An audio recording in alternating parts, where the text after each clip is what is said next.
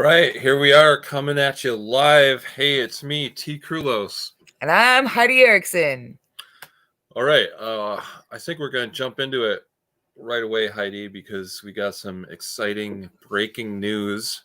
Yeah. Pretty creepy story from what it sounds like, but I didn't have a chance to read it yet. So why don't you take the lead on this one for us? I mean, there's not a lot to read about it because they don't know why it happened. There's video footage on the internet right now of an event that happened in Mexico a couple of days ago. It's from a static camera outside of someone's house. And at first you just see the tops of people's houses, no big deal. And then you see what looks like someone dropping just a plane load of marbles on the ground. And then some of the marbles fly away and a lot of them just lay there. And what it was a huge flock of blackbirds, of yellow-necked blackbirds in Mexico that just flew directly at the ground. And like hundreds of them were laying on the ground with their necks broken, and they have no idea why that happened. They have no idea. They postulate that it was because the blackbirds were all trying to escape a predator at the same time from above. But bird experts are like, that's not a thing. That murmuration was too big for all of them to have dove at the ground that way. They would have moved around the predator. Plus, birds are really good at not hitting the ground. That's what makes them birds. Other animals hit the ground. Birds don't do that.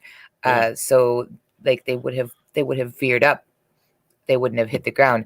So what it looks like is that a bunch of these birds just did a straight up like kind of like suicide dive directly into the ground for no reason. Suicide event. For no reason at all. Like those like Japanese pilots, like kamikaze right into the ground. Which is weird enough, but like talking about it cannot replace the like disturbing nature of this video, because you hear the sound of all these birds hitting the ground at the same time. And the sound is moist. It's a it's a moist sound. Very disturbing. Very disturbing. Very disturbing stuff. Somebody referenced a Dean Koontz book that came out years and years ago. In this Dean Koontz book, the government runs a secret base in this town called Moonlight Bay, and all around the animals start doing things just like that. They start just like jumping off of cliffs, and there's a bird, like a flock of birds that flies into the side of a building, and it's because the government has accidentally opened up a hole into a terrible, dark, monster-filled dimension, and these animals are like, fuck this, I'm out. So now there's people talking on the internet about how this is proof of the end times and the government tampering and microwaves and lizard people, you know, that whole song and dance, which I don't know if I believe that, but it definitely is disturbing footage.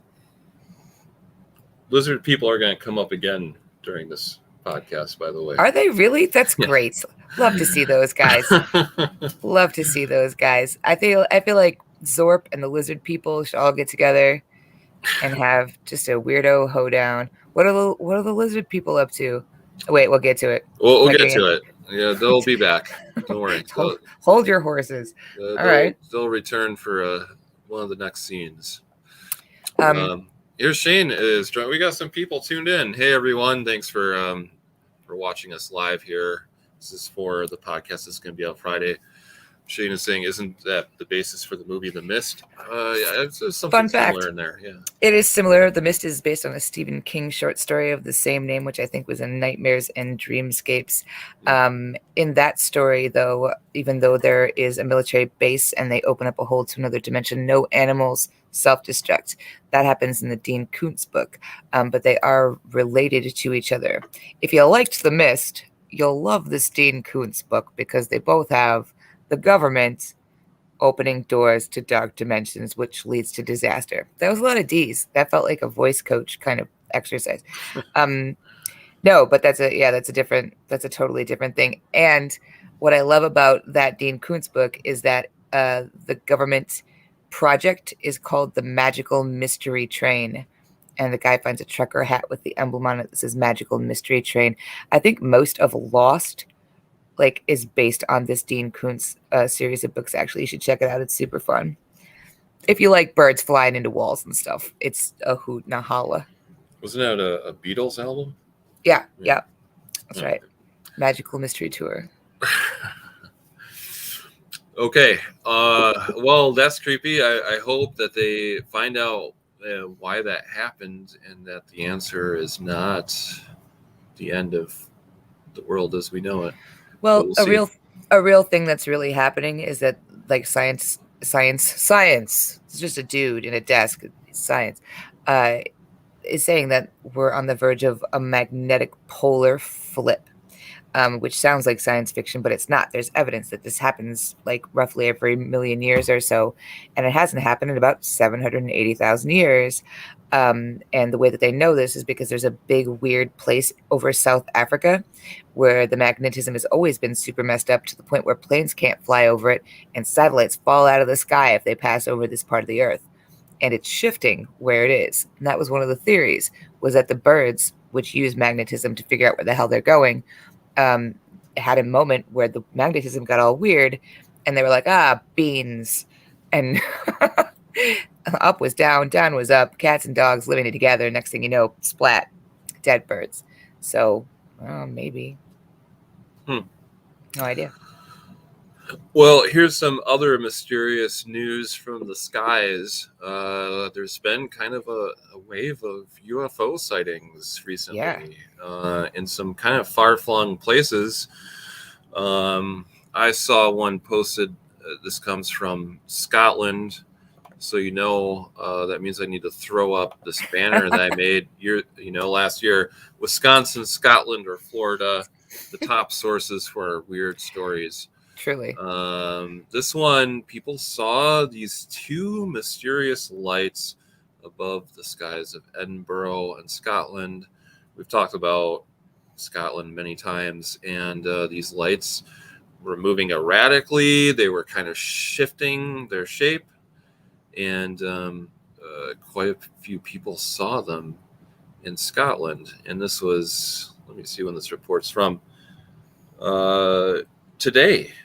Yeah, this was reported on today, or it was updated today. Yeah.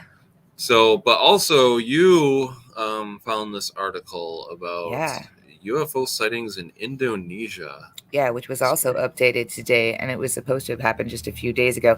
I would like to remind everyone who's listening in from the comfort of their own bathtub that the United States government has been teasing the idea of disclosure of all of their UFO-type files for several months now, due to the fact that there was some weird caveat written to some totally unrelated bill that said the U.S. government was obligated to disclose all this information by the end of February, which they sort of did, but they sort of didn't. They've been kind of inoculating the media with this idea here and there that, there's UFOs. Obviously, there's UFOs. They're unidentified flying objects. Weird shit happens all the time. We don't know everything, and that was the disclosure.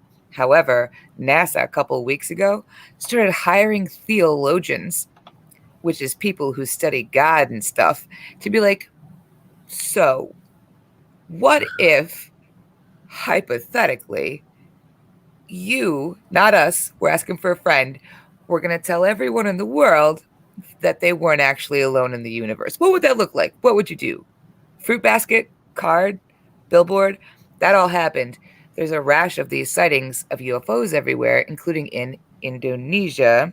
In Indonesia, in the middle of a town, not a city, but a town, with a bunch of people watching, they saw lights in the sky that hovered and moved at strange angles and impossible speeds and then took off into the night. There is video footage of this. It's potato quality. I'm pretty sure that whoever recorded this recorded it on one of those Vista viewers you had when you were a kid, where you click it and the wheel spins and you see gremlins and stuff.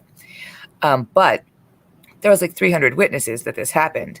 Digging into it, I discovered that there's been a lot of talk about UFOs in Indonesia for years. Apparently, Indonesia is a huge UFO hotspot. Who even knew? But specifically, the United States government was looking into sightings in Indonesia and cited like some of those sightings in their like disclosure that they did, where they're like, yes, look here, this is where we've seen UFOs. And culturally, in that part of the world, people who believe in UFOs are widely regarded, even more so than here, as just total Looney Tunes. Like that's like not a thing people believe in at all, unless you're a person who believes in them. And they're very, very excited to hear the United States government say, yep, we sure did see some weird shit in Indonesia that one time.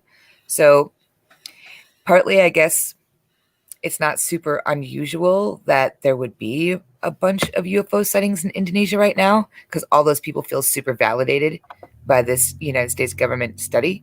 But that is definitely a thing that's happened. Out of curiosity, I went and looked up to see if there was any other UFO sightings that had been happening just recently, and there totally were. There were several that happened all over the world. There was one in Florida, like of things where people are like, I recorded this. There was a bunch of people here. Apparently, like there's been an uptick in that, but I don't know. I feel like we all went through a really world-changing event in like experiencing COVID and having a coked out Muppet as the president of the most powerful country in the world. And like now Vladimir Putin's talking about invading Ukraine, which is just an appetizer. Anytime Russia's like, let's start invading things, you have to wonder what's going to happen next. So it might just be like a form of escapism. Like people, people are like, yeah, whatever. They're, descending from the stars. That's way more important. It does seem a little odd that there's suddenly this rash of UFO sightings, though. Yeah. This Indonesia one's very interesting. You found this article related to it too that talks about how there's a UFO community in Indonesia. There's a group called Beta UFO. Yeah. Which studies this and crop circles and stuff like that. Yeah. So, and Beta is from the Indonesian anachronism, or not anachronism, acronym for UFO. I don't remember what the words are, but they sound like something that Scooby-Doo would yell in the middle of a Scooby-Doo episode. And I think that we should officially adopt those words for UFOs instead. Because we're not even allowed to call them UFOs anymore. They have to be unidentified aerial phenomenon. Yes. UAPs. Yeah. Yoops. Yaps. That's not fun. It's not fun. They take the fun out of everything. It's not fun. It's because, some people, because UFO has such a stigma around it, like the little green men, woo, woo, woo. So sure. I think they're trying to move past that so people would take it more seriously. But I mean, it's just, changing the label on something that's strange. It's just straight up strange. So not going to be able to work around that, really. My question and interest is this, is like, so the United States government, and also I'd like to point out too, there were bigwigs from like the Canadian government. It's weird to think about bigwigs in the Canadian government. We live in Wisconsin, and so to us, Canada is just like our like dopey, oversized cousin. Like kid cousin. Is that true? It's true. It's true. Yeah. I don't that they have a government and there are people in it who are bigwigs, a military and everything. Can you believe they gave Skippy a military? What they do that for? That have come out and been like, yep, like I was in the Canadian Air Force for like 40 years and I was in charge of a bunch of stuff. And I could tell you for a fact that we knew that there was like things flying around in the sky. We didn't know where they came from, but they couldn't have come from anywhere here because we would know. And now all these UFOs are suddenly showing up. Like it would be a hell of a time for just like UFOs to land Cleveland, Sacramento, and then, I think it's a bummer that we don't have like network TV anymore because we can't do that thing with like what was that? You know what I'm talking about? Where everything, there's a dial tone, and then that. Oh yeah, like the emergency alert system or something like that. I lost you. Oh, I lost you there for a second. I was saying, are you talking about like a national emergency like broadcast or something like that? Right, totally. And then like I guess JFK Jr. or whatever comes on TV and is like, my fellow Americans, if you look to your right, you'll see a pile of dead birds and a UFO. And I'm still alive, like QAnon predicted, by the way. Also, this is my lizard wife, Jenny. It's all coming together, you guys. I can see it right now.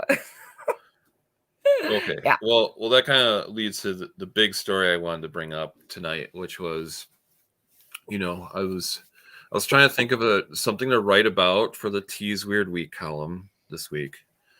And so I got something. It'll be out Friday. I'm still working on it. But on Sunday, it was my sister's birthday party. Oh. So went over to my parents' house, and they wanted to see the Super Bowl was on. So we watched the halftime show. Yeah. And I was into it. I'm like, all right, it's Dr. Dre, the Snoop D-O double G, Snoop Dogg, Mary J. Blige. They got Snoop Dogg's like yeah, that was some hard hitting news right there. They caught Snoop Dogg smoking a joint. I was like, wow. Slow news day, you guys. Good scoop. Right. Right. So we were watching it, and I didn't think much of it. Okay. I am aware there's been a very solid history in conspiracy theory lore for it's been 10 years now. And what kicked it off was in 2012, Madonna did the halftime show. And man, did they freak out about this, because she had, she came out with this costume that had horns on it. And they're like, oh, there's all the devil, Illuminati, devil symbolism everywhere. And they freaked out about that, and they found all these little things. If you're looking for Illuminati symbolism, by the way, here's some things you can look for. Anything triangle or pyramid shaped, an eyeball or something that looks like an eyeball. Oh my God, I've totally seen eyeballs today. Even I saw eyeballs. The Illuminati are everywhere. Owls, reptiles, a lot of numbers. 33 is a Mason symbol. 322 is a skull and bone symbol. Anything with a skull, anything with a 6 that repeats itself, anything that's pentagram shaped or even just has 5 points on it, use it all. So after that Madonna halftime 2012, I can't believe it was 10 years already. But Beyonce was up next in 2013. Yeah. Great show, fantastic, best ever. Yeah. But at one point she makes a triangle with her fingers, and they're like, there you go. They're doing it every year. It's a Illuminati ritual that they do every year during the halftime. And sure enough, every year, what's her name? Katy Perry, right? Bruno Mars, The Weeknd. They found they found all the symbolism in all these things. So this year we watched the halftime, and I didn't think about, because there's nothing like creepy or weird in it, or even that could be construed that way. I didn't think, right? The only thing creepy about it was how old it made me feel. Remembering getting down to that shit back in the day. That's it. Yeah, but it was just, they were just playing the classics, rapping. Yeah. And then all of a sudden I saw it. I follow a conspiracy theory account on Facebook. What happened? And so they had this set that they performed on, right? And it looks like a row of houses. And, Dre and Snoop Dogg were up on top of the roof of the house. And then 50 Cent appears. He's hanging upside down like a bat inside one of the houses. And then awesome. Mary J. Blige comes out of a different house. Okay. But this conspiracy theorists noticed that this white rectangular housing structure was very similar to a picture of a FEMA camp. Okay. Which FEMA camp is a conspiracy that believes that FEMA is actually setting up these camps not to help people that are suffering from losing their house from a hurricane or whatever, but so they can round up political dissidents and put them into concentration camps, pretty much. So, and then they also noticed that Dre did the hook and horns at one point, which is a little wink to Satan, and that the conspiracy ritual was continuing. So I was like, why would this powerful, secretive organization put their satanic ritual out there for everyone to see? So I started Googling, and I found a self-published ebook, and boy, does it have some answers I never knew that I needed. Oh my God, illuminate us. I'm so excited. Here's the title of the ebook. It's titled Super Bowl, an analysis of the occult and Illuminati symbolism ritual. Amazing. So, and it's got a lot of pictures where they circle little symbols on all these sets from these different performances from the last 10 years. Yeah. But I'll read you part of it, and I'll condense part of it because it kind of rambles on. This is where he gets to it. Why? So what could the Illuminati possibly be attempting to do? Well, he's got 3 different theories. And the last one is the one he likes the most. So the first one, option A, the Illuminati are seeking to draw energy towards their deities in order to demonstrate their powers. In turn, they hope these gods and goddesses bestow their blessings upon the practitioner, and they will receive more power. Okay. Sure. Option B, this is where we're gonna have a reappearance here. The Illuminati are directly harnessing energy from victims and sending it to another dimension in order to satisfy the reptilian shapeshifters. There it is. These reptilians require this form of sustenance in order to have the energy required to shapeshift and enter our dimension. No. The reptiles eat adrenochromes or adrenalines or adrenochrome. Yeah. Adrenochromes. Yeah. You can't get adrenochromes through the TV, you guys. That's not how it works.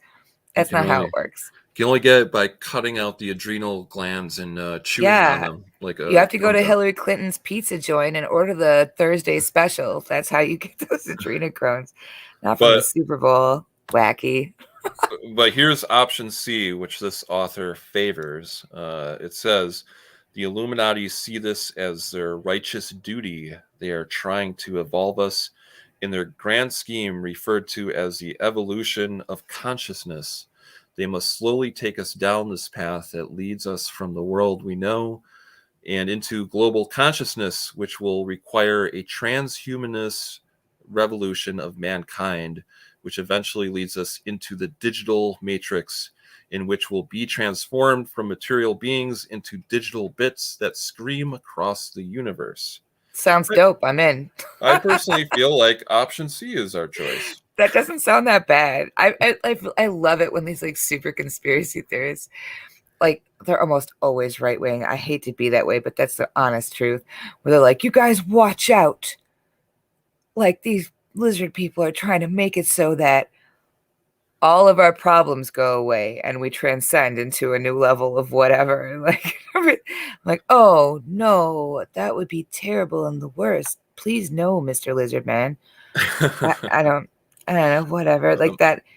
Cool. Sounds good. First of all, I'm pretty sure Mark Zuckerberg. No, it's not Zuckerberg. It's that fucking guy. The guy who runs Tesla. Why am I blanking right now? Elon Musk. Elon Musk.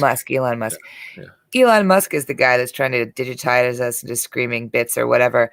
Did you see what happened with his fucking monkeys over the weekend? This last weekend? Oh, someone. Yeah, he had.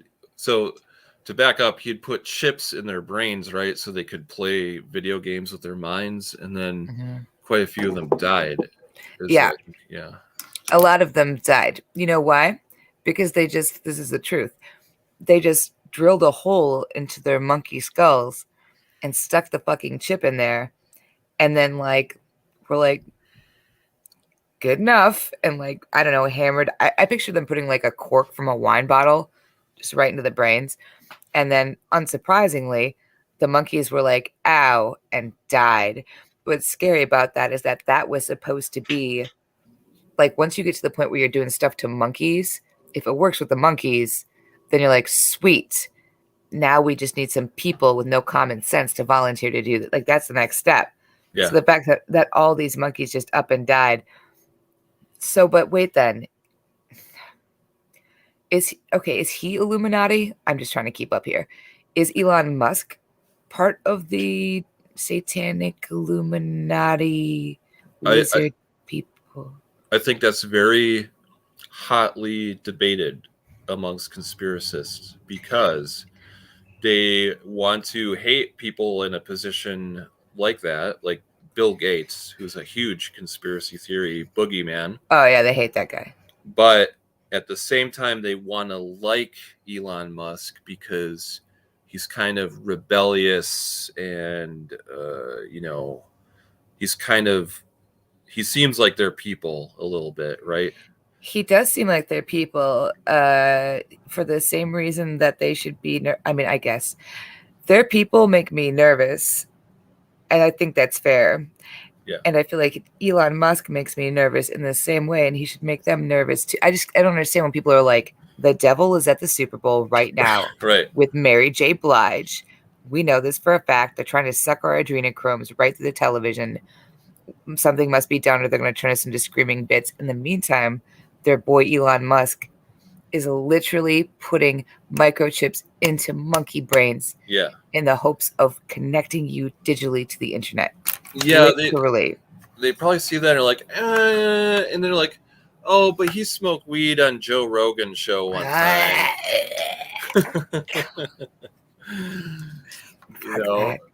But I do think that a lot of them are like, is this guy an evil corporate leader or is he like insider with this forbidden knowledge? Yeah, he's trying to change the system from the inside of a monkey's brain. Like that's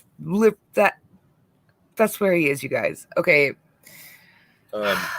So this ebook about the Super Bowl and the occult and the Illuminati, it has a concept in here that I find to be interesting, and it's called predictive programming. So, for example, this is the Illuminati letting you know how you're going to be fucked in the future. Oh, great. And they want you to get used to that and maybe hypnotize you with a little bit. So, for example, at this last Super Bowl halftime, why would they openly have like a FEMA camp set? Well, according to this, it would be like predictive programming where you see your future, which is everyone is going to be herded into these FEMA camps. It's subliminal. So it's like putting it into your brain. Sure. So when it happens, you're like, oh yeah, I heard gin and juice and saw this during the Super Bowl, so I guess it's cool, Yeah. But and they point out other examples like The Simpsons predicting 9/11 because there's a scene where Bart points to a poster and it says New York $9, and in the background are the Twin Towers, so it makes a 9/11, before it happened. So they're showing you what's going to happen in the future. To be fair, there are some Simpsons predictions because there's a whole encyclopedia of this. I mean, to be fair, The Simpsons has been on since like 1962. It's like, I think The Simpsons is officially the longest running television show of any kind in history, if I'm not mistaken. Like, I think that's true, yeah. The longest running show, which is fucking crazy to me because I am old. And I definitely remember when The Simpsons was a short on the Tracy Ullman show and not a show. And then it was a show that was so racy, my parents wouldn't let me watch it. But over the course of the, million years the show's been on, they have literally illustrated whole scenes of things that at the time seemed like outrageous hyperbolic satire, but actually eventually did come to pass. So I think there's some truth in that. I'd like to get to the bottom of it, but I don't know that the Simpsons predicted. Wait, did they predict the FEMA camps of people? That's pretty dark even for the Simpsons. No. No, he just included that as like an example of how predictive programming could work, right? So Okay. they're gonna show you like this subliminal message, like they did on The Simpsons, because The Simpsons is animated by the Illuminati. So they slipped it in there. Awesome. They're like, That's hey, super wouldn't this be clever if we slip in this reference to like a mass terrorism event that we're going to do 6 years from now? You know? I would just like to let the Illuminati know that if they're looking to greenlight and bankroll any other clever, sarcastic animated features, that I am 100% ready to be their propaganda machine. Come to me, Illuminati. Cut me a fat check. I cannot wait to do it. And another thing is, this is what Richard McCaslin was a conspiracy theorist that I profiled in my book, American Madness. And the way he explained it to me is that the Illuminati, the New World Order, or whoever, they are so sinful that they have a lot of pride. And so they can't help themselves. They have to slip in a little like wink or, a clue that they are the ones behind all this stuff. So the example he gave me is in the last Christopher Nolan Batman movie, the one with Bane. There's a scene where the police are talking about where Bane is going to attack in Gotham City, and they point to a neighborhood, and holy shit, the neighborhood is Sandy Hook. And this was like the year before Sandy Hook happened. Sure. So he felt that this was the New World Order had somehow, gotten into the set decoration of this movie or whatever and slipped in this little like, haha, that's right, we did it. So do you remember Miss Cleo? Yeah. That's something you remember. Yeah. For all the people here who aren't 100 years old, Miss Cleo was one of like, before there was psychic hotlines, when you still had to call, if you wanted to call a psychic, it was like $2.99 a minute or whatever. Yeah. Miss Cleo was all over TV, especially late at night, her commercials. There was this woman who was a psychic. Jamaican psychic, I believe. Jamaican psychic. It was a little racist, you guys. I'm not going to lie. Definitely it was stereotyping. I don't think that she was from Jamaica, Miss Cleo. I'm guessing she was from someplace else. She was from Ohio or something. Was she? I don't know. Sacramento. She was eventually arrested and imprisoned for mail fraud. Miss Cleo was. Don't know if you know that. When I hear people talking about all the Easter eggs that the masterminds of the world are leaving behind just to be like, like they're sitting in their clubhouse, right? Like doing each other's makeup and like, I don't know, eating bonbons or whatever. And like, just giggling about how they put Sandy Hook, like a series of words that could never possibly, in the mathematical probability of the entire English language, ever end up next to each other in any context except the one where there was a mass shooting tragedy. Like people who believe that people who are like running the world are also that like where they're going to put Easter eggs in movies just to entertain themselves. I picture them on the phone to Miss Cleo every time this happens, where they're like, Miss Cleo, where should I look? And she's like, oh, I think you should look, in the Christopher Nolan Batman movie, Batman Returns. I don't know, whatever. Yeah. These people all called Miss Cleo back in the day is what I'm trying to say. Yeah. Like, that's just such a random association. Like, it doesn't mean anything. Also, did you say the signs of the Illuminati? I'm sure this is not an exhaustive list. I'm sure there's many signs of the Illuminati. Are the pyramid shape, right? Yeah, right. We all knew that, you guys. Yeah. The all-seeing eye. Yeah. Also snakes and owls. I think there was a couple other animals that are associated with the Illuminati also, right? I would say anything with horns is Anything with horns. Okay, great. Here's the thing about the devil.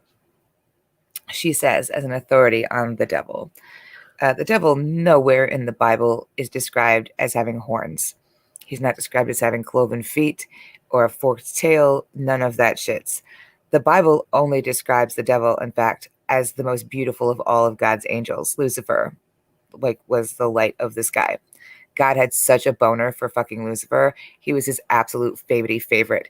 That's the reason he got all butthurt when Lucifer was like, whatever, Dad. If it had been anybody else, God would have just laughed it off. But because he's so loved, he was gorgeous, the gorgeous.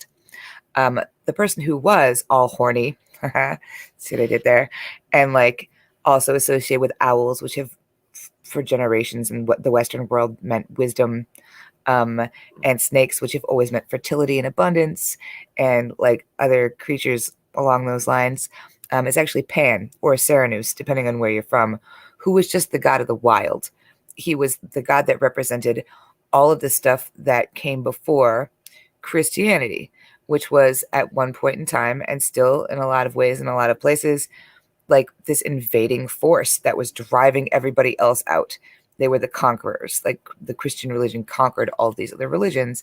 So when people talk about the Illuminati and they talk about the all-seeing eye, which is just the evil eye, which is just another pagan symbol that for pagans was lucky. That was a lucky symbol. The 666 for a lot of pagan people was a lucky set of numbers associated with goddesses that were protective. It's just about these people who are super evangelical and put all their faith in prosperity doctrine and white Jesus in a Lamborghini to whatever, take them to heaven in Elon Musk's $1 billion golden jet. It's such an obvious metaphor to me. I feel like if you know anything about the history of the Western world, that it's just so fucking obvious. If I read it as a comic book, I would think it was lazy. Right. That's what I was going to say. It's like they take things so literally all the time, and sometimes a pipe is just a pipe, as they say. Right. I mean, sometimes it's a cockatoo, that's fair, but sometimes it is just a pipe, you guys. Take a second. Yeah. Take a moment. Look at your life, look at your choices. Just think about it.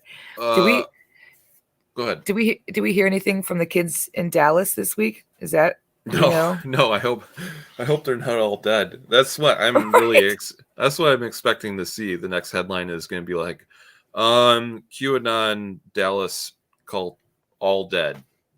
God, it's so wearing matching jumpsuits and Nikes or something, stuffed parrots on all their shoulders. That's not nice. That's sad for those people, but I certainly am going to keep my ear to the ground on that story because I'm real curious about which bad way that pans out. I'm surprised that we haven't heard about any of them in the hospital yet. They're drinking bleach over there. How's none of them ended up in the hospital? That's crazy. Yeah, I don't know. So you talk about Miss Cleo, which I remember that was always kind of a sign that you're like, oh wow, it's really late. The Miss Cleo infomercial is on. Oh, it's like 2:30. But I watched last night. This is my Netflix recommendation if anyone needs one.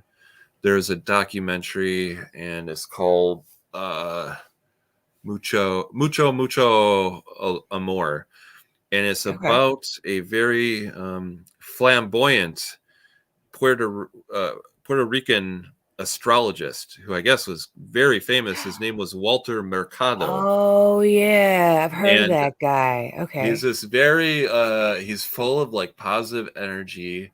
He's very androgynous, and he dresses in these very Liberace style rhinestone capes and love it. Love that for him. Very bright, colorful clothing. So I had never heard of him, but he was very famous back in the day, not just in Puerto Rico and other Spanish-speaking countries, but he developed followings all over the world. And he's a very interesting guy, and it was a good documentary. Oh, that's awesome. I was Yeah, wondering about that because that guy's like, I mean, he passed away just recently, sadly, but like he was like straight up like venerated by people, like yeah. saintly to some folks. And I thought of it because I think his intentions were pretty pure. Like he wanted to help people, and people really enjoyed his show. But as so often happens, he had sort of a greedy manager, Oh, and he was like, "No, you gotta sell yourself. You gotta sell yourself." So they set him up with one of those like 1-900 Miss oh, Cleo type of sure. psychic hotlines. That was just his image. He wasn't really running it or doing anything and with it. And then it kind of led to his downfall because his management had gotten too greedy with his image. Yeah, it's not all about the money, you guys.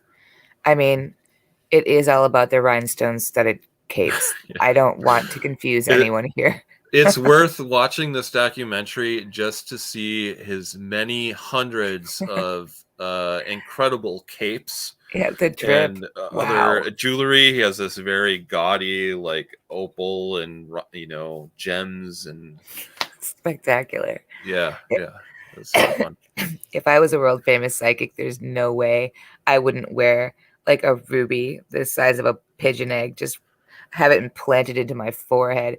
Who is that rapper who had that giant like $200 million pink diamond embedded into his Oh forehead? yeah. And then he went to the club and someone stole it right out of his face. Oh, I forgot his name. Amazing. That was posted in the T's Weird Week group on Facebook at one point. But But yeah, he said that that's he good. had wanted that his whole point of getting rich was that he wanted to ultimately like have a super expensive like diamond implanted in his forehead. And I love that. I love that. I feel like if you're because being rich is so fucking ridiculous anyway. There's only Yeah. so much you can do with money. And if you're gonna have that much money and pretend that it's not tacky, then you're stupid. Like you live in a dream world. Have the diamond implanted into your forehead, have the rhinestone encrusted capes, get a golden toilet, buy yourself a pair of matching albino cobras.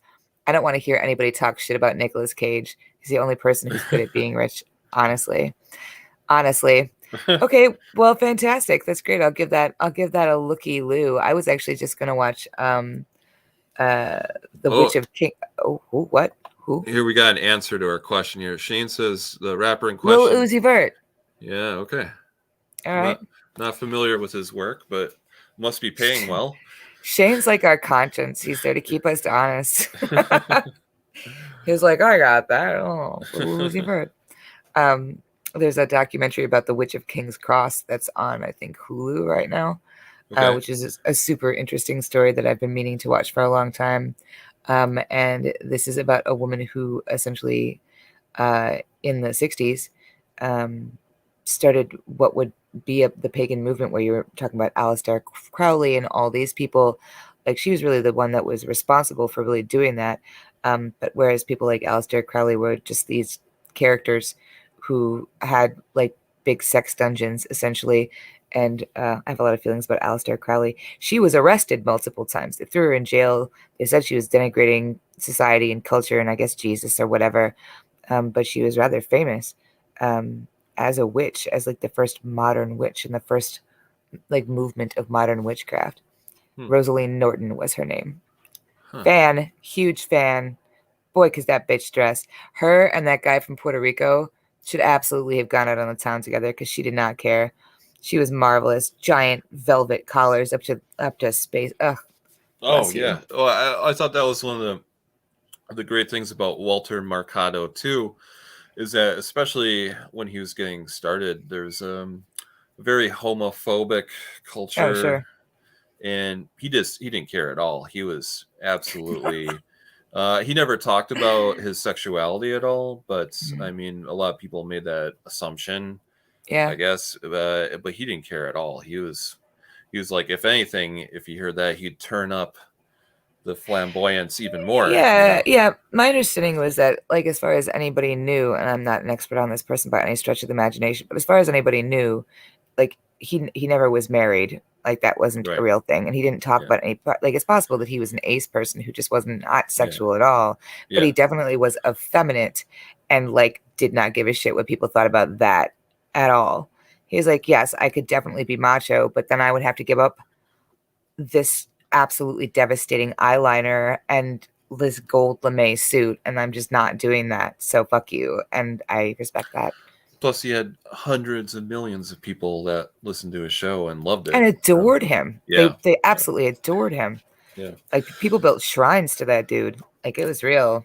So by the way, you mentioned Aleister Crowley. I'm gonna say he comes up several times in the short ebook that I bought today that I mentioned, Super Bowl, an analysis of the occult and Illuminati symbolism ritual. I bought for $2.99 on Amazon. I definitely got ripped off. I don't recommend it. But he has quite a few, like he has a picture of Beyonce doing her triangle thing, and then he's like, and here's a picture of Aleister Crowley, and he's doing something similar. See? Where his hands are sitting close to each other. Ooh, very scary. I don't know. Anytime anybody invokes Satan, and especially they're making references to that particular iconography where they're talking about like the horned being with like the pointy beard, I'm like, obviously this person doesn't know what they're talking about. Plus, like I just feel like Satan, you would never see that guy coming. Like the whole point is that right, he's Satan. Like you wouldn't know, but you're just a fucking monkey in a Subaru. You don't know what the devil. Come on. Yeah. Plus, he's a deceiver, so he's gonna show up looking like your friend, not like a fucking walking goat. Exactly. Like you would never see it coming, Buckaroo. Absolutely not. In fact, there's passages in the Bible specifically that talk about how you should look to your own house first and how the Satan would come in pleasing forms. Like it wouldn't be offensive to you. If there was a Satan and he was going to fuck your shit up, you wouldn't know until it was way too late. You would have definitely already given that guy a rim job and you would have liked it because that's what Satan is about. So like you're dumb. You're super duper dumb. I don't even dig it at all. And like, again, this is the thing that ultimately just is so upsetting to me is like there's so many terrible things that are going on in the world. So many genuinely authentic, undeniable, really, really bad things that you're just looking for Beyonce to put her hands together like this. And that's what you're fucking pissed off about. Seriously, bro. Like donate to the ASPCA or something. Like honestly, call Suzanne Summers, feed a kid in Ethiopia, like vote, but shut the fuck up about the NFL. Like the NFL sucks for a lot of reasons. Yeah. Satan isn't any of them. Isn't any of them. Oh man, it's that was after reading that ebook, my head really did hurt. I was like, I don't know if I can. My brain just feels like it's been kind of stretched like Play-Doh. It's just so absurd. Some of the leaps were too far for my brain to handle. Here's an interesting thing that can be upsetting for you guys. The Super Bowl is the #1 sex trafficking event in the entire country in the entire year. More people are sex trafficked during that event and for that event than for any other like event in any other place. So that's upsetting. Be upset about that. Be pissed off about that. And I think that probably feeds into some of these theories. They like all conspiracies have a little bit of something behind them. So that's true. I think that they're maybe like, see, here's all this pedophilia, sex trafficking that we were talking about. So they tie it into that. If the QAnon people came up and were like, you guys, the lizard people are running the sex trafficking ring that occurs around the Super Bowl, we have to stop them. I'd be like, 100%, Greg. You're so right. Fuck those lizard people. Let's go get them. Like, I can get behind that. I'll wear a T-shirt that says "fuck the lizard people." If that's what you're gonna do if that's a direction you're gonna take, maybe just some rebranding. Because I could get behind lizard people. I could get behind stopping the lizard people if I thought they were guilty of anything like the many horrors that actually occur in real life. I would stop. There you go. Let's make it happen. Next Super Bowl halftime show. We should just do that, T. We should just look at all the bad things that are happening and just start leaking it out to the QAnon people that it's because of the lizard people and see if they won't just, stop it. Right? Right. They got pull. They got funds.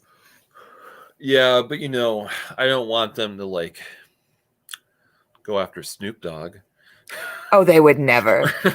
First of all, you'd never catch Snoop Dogg. There's no fucking way.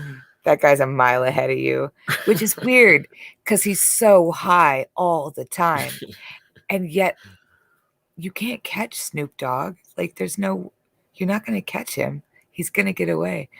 No, seriously, I think this is a very good idea. I think we really should get on it. First we should start with little things, little annoying things. What's the most annoying part of your day? The most annoying thing that you have to deal with. I dislike computer verifications where you have to pick and figure out what picture doesn't have a fire hydrant in it. Yeah. It gives me so much anxiety. Maybe we start by convincing them that the lizard people are trying to get your adrenochromes through the CAPTCHA things. See if it just goes away. Give them attainable goals, small attainable goals. All right, we'll try. We got one more story. This is a good one to end on, I think. This is not your typical ghost story, I don't think, or not one that's report on. This is from Somerset, England. There's a very nice scenic area in the Quantock Hills where I'm sure, couples go there, feel a little romantic, maybe have a picnic. But then they're somewhat rudely interrupted because there's a ghost. Here's a headline from the Somerset News. The Somerset ghost, which tells people who visit beauty spot to fuck off. Is this in England? Yes. Right? Yep. English countryside. Yep. Love it. Love that. And I hope it's a ghost from the 70s or the 80s. Not some ghost from the Middle Ages, but just some punk kid who I don't know, tripped and fell or whatever. And he's like, fuck off. Do you think he waits until they're already hot and heavy? I'm like, oh, well, according to this report, it's a she. It says the potty mouth spook is said to be a woman in white who apparently tells people visiting Quantock Hills to fuck off. So she descends down the hill in a spectral white gown. Floats towards this pair of completely oblivious lovers, and then just fuck off. That's just I like that. Yep. Cool. Does she do that's she just tells people to fuck off and then they run off screaming? White old-fashioned clothing, it says. Here's one witness. I couldn't take my eyes off as I drove past. I couldn't bring myself to turn around to have another look. I just drove home in complete shock.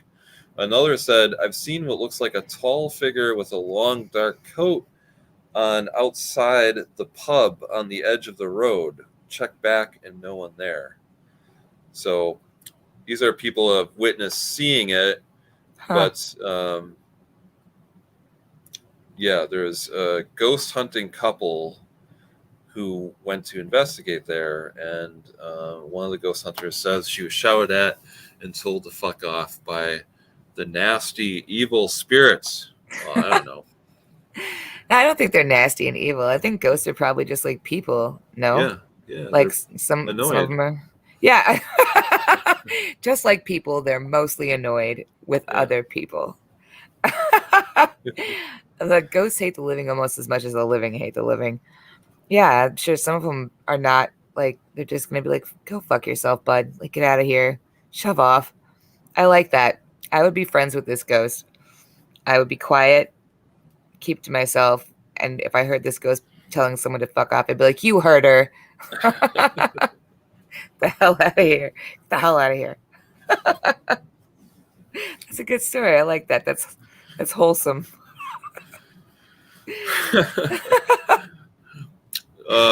Okay, so that's all the stories we got. We'll be back next week. Next week, we'll talk a little bit about, we have one of our first events of 2022 is the Chicago Paranormal Conference. This happening on March 6th. So if you check Facebook and look for Chicago Paranormal Conference, you'll find an event page there. But we'll talk more about it next week. All right, everyone, have a good night. Keep it weird, you guys.